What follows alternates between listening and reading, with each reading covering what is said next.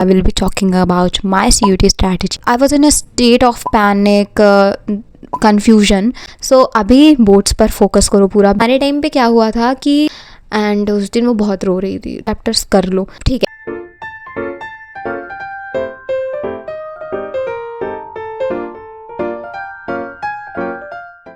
Hello everyone, welcome back to my channel. This is me Janvi Shukla, and in today's video I will be talking about my CUT strategy that helped me to get into my dream college and my dream university, that is Delhi University. So 1 year ago I was really unsure if I could score well and how to prepare for the CUT exam. I was in a state of panic, confusion. That is very normal and happens with every student. So I know that you all are also suffering from this thing right now. So here I am helping you out in your journey so that you could not face any kind of problem that I faced in my preparation, and I will be talking about the strategies that I followed. So without wasting any time, let's get into the video. First of all, you have to feel very relaxed this time. Don't panic at all because this time you are going through your boards examination, right? So अभी boards पर focus करो पूरा. बिल्कुल भी panic मत करो कि CUT कैसे करेंगे, कैसे होगा. सब हो जाता है, बहुत ईजी पेपर आता है. दूसरा कि NCERT इनफ है कि नहीं. ऑब्वियसली NCERT इनफ है, कुछ भी NCERT के बाहर आने ही नहीं वाला है. तीसरी चीज़ ये है कि ओल्ड NCERT या न्यू NCERT. ओल्ड NCERT वही है जिसमें आपके डिलीटेड चैप्टर्स हैं जो कि अभी आप न्यू NCERT में नहीं देख पा रहे हैं. हमारे टाइम पे क्या हुआ था कि ओल्ड NCERT आई थी तो हम ओल्ड पढ़ के ही बैठने का सोच रहे थे, लेकिन कुछ भी कह लो हो नहीं पाता चाहे जितना आप सोच लो. तो ओल्ड NCERT हमने पढ़ी नहीं थी एंड मोमेंट पे. इस टाइम पे हमारे पेपर चल रहे थे मार्च में. अप्रैल में हमारे पेपर ख़त्म हुए थे 1 अप्रैल तक. फिर उसके बाद मैं एकदम रिलैक्स मोड में थी कि आराम से कर लूँगी और वो मेरे पास टाइम था. चाहती तो मैं थोड़ा ओल्ड NCERT कवर कर ली थी, पर मैंने वो चीज़ नहीं करी थी. मैं 2 हफ्ते तक आराम से मज़े मार रही थी. वो मेरी सबसे बड़ी गलती थी और वो मैं चाहूँगी कि आप भी मत करो. प्रोकास्टिनेशन और ये सारी चीज़ें करके कोई फ़ायदा नहीं है, क्योंकि हमारे पास 1.5 मंथ है. तो मुझे ऐसा लगता है कि जो ऑल्दो मुझे मेरा ड्रीम कॉलेज मिल गया है, मुझे कोई दिक्कत नहीं है, लेकिन टचवुड, लेकिन ये है कि एक वो रहता नहीं कि मार्क्स थोड़ा और अच्छे आ जाते, क्योंकि मुझे पता था I can score well. So this is the thing that you don't have to do. Don't procrastinate. काम को छोड़ो मत आगे के लिए कि कर लेंगे एंड मोमेंट पे रो दोगे. मेरे साथ भी हुआ था. इस वजह से मैं ये कहूँगी कि ओल्ड NCERT पढ़ने का टाइम है तो पढ़ लो. क्योंकि मेरी एक फ्रेंड थी जिसका सोशियोलॉजी था और वो ओल्ड NCERT पढ़ के वो थोड़ा बहुत चैप्टर्स ने पढ़ लिया था, लेकिन अच्छे से नहीं पढ़ा था ऐसे उसने. और बाद में दिक्कत ये हुई कि सोशियो के उसके पेपर कोड में भर के ओल्ड NCERT आ गई थी एंड उस दिन वो बहुत रो रही थी. तो this is the thing that I would suggest you कि ओल्ड NCERT के चैप्टर्स कर लो, ठीक है.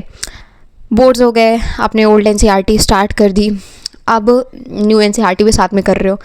और एक बोनस पॉइंट जो आपके साथ चल रहा है इस टाइम कि हमारे बोर्ड्स में अब MCQs के पोर्शन इंक्रीज़ हो चुके हैं, रेशियो इंक्रीज़ हो चुका है इनका, जो कि मेरे पिछले साल से मतलब हमारे बैच से स्टार्ट हुआ है. That is a bonus point, क्योंकि जब आप MCQ की प्रिपरेशन पहले से ही कर रहे हो तो you have in your mind कि हाँ बोर्ड्स में तो ऐसा होता है कि एक भी MCQ गलत हो तो तुम्हारे 1 मार्क्स गए. तुमको आधे नंबर वैसे भी लॉन्ग वगैरह या शॉर्ट वगैरह में मिल जाते हैं, वो तुमको MCQ में नहीं मिलेंगे. वो एक कटेंगे तो मतलब एक गलत है तो पूरा 1 मार्क्स तुम्हारे गए. ये भी नहीं कि आधा मिलना है. तो इस वजह से आप थोड़ी बहुत प्रिपरेशन हो चुकी है MCQ की. तो अब आपको क्या करना है कि अपनी NCERT को गो थ्रू करो पूरा. जैसे आपके बोर्ड्स ख़त्म होते हैं, थोड़ा 4-5 दिन का टाइम लो. बहुत होता है तो 4 दिन मैक्स टू मैक्स. घूमो फिरो 4 दिन में जो करना है कर लो. फिर बैठो और अपने NCERT को पलटो, क्या पढ़ा है रिवीजन करो, ठीक है. फिर ब्लू बॉक्सेस होते हैं हमारी NCERT में, उसको स्किप मत करना. जो छोटे छोटे डेफिनीशंस होते हैं, बॉक्सेस होते हैं, इंपॉर्टेंट फैक्ट्स होते हैं, उसको स्किप मत करना. हो सके तो अगर बोर्ड्स के टाइम पे ऐसे शॉर्ट नोट्स बनाए हैं तो गुड. और अगर आप ऐसे नहीं हो जैसे मैं हूँ कि मैं नोट्स नहीं बनाती थी, मैं सिर्फ उन्हीं चैप्टर्स के लिए नोट्स बनाती थी जो मुझे लगता था कि हाँ थोड़ा टफ़ है और इससे बनाना चाहिए. जैसे आपको वो रेलवेज़ वाला है ज्योग्राफी में, तो ऐसे ऐसे चैप्टर्स जो आपको लगते हैं कि हाँ थोड़ा फैक्चुअल है, उसमें थोड़ा सा मैं शॉर्ट नोट बना लूँगी और पढ़ते टाइम इसका खाली ये पढ़ लूँगी, हो जाएगा जल्दी से, तो वो कर लेना. फिर उसके बाद ये इतना हो गया. एंड सैम्पल क्वेश्चन पेपर और जो क्वेश्चन बैंक होती है वो भी ले लो, अच्छी से पब्लिकेशन की कोई क्वेश्चन बैंक एक लेना। मैं अब नेक्स्ट वीडियो में तो ऑब्वियसली सिर्फ रिसोर्स वाली वीडियो लाऊंगी जिसमें मैं बताऊंगी कि what resources I chose for my CUET, but आप भी क्वेश्चन बैंक जो भी लेना सिर्फ एक लेना या सैम्पल पेपर सिर्फ एक लेना। और बहुत PYQs जो होते हैं, बहुत सारे PYQ सॉल्व करने की कोशिश मत करना। सिर्फ जो लास्ट टू लास्ट ईयर्स मतलब लास्ट 2 साल के प्रीवियस क्वेश्चन सॉल्व कर लो, that is more than enough. और कुछ नहीं करना है, बस क्वेश्चन प्रैक्टिस, NCERT का बार बार रिविजन। लेकिन इंग्लिश हमारी एक यहाँ पे अटकती है, क्योंकि इंग्लिश जो हमने बोर्ड्स में पढ़ी है वो बिल्कुल डिफरेंट हो जाती है जो हम पढ़ते हैं CUET के लिए। CUET वाली पूरी ग्रामेटिकल है कि आपका पैसेज आ रहा है, फिर नाउन आर्टिकल।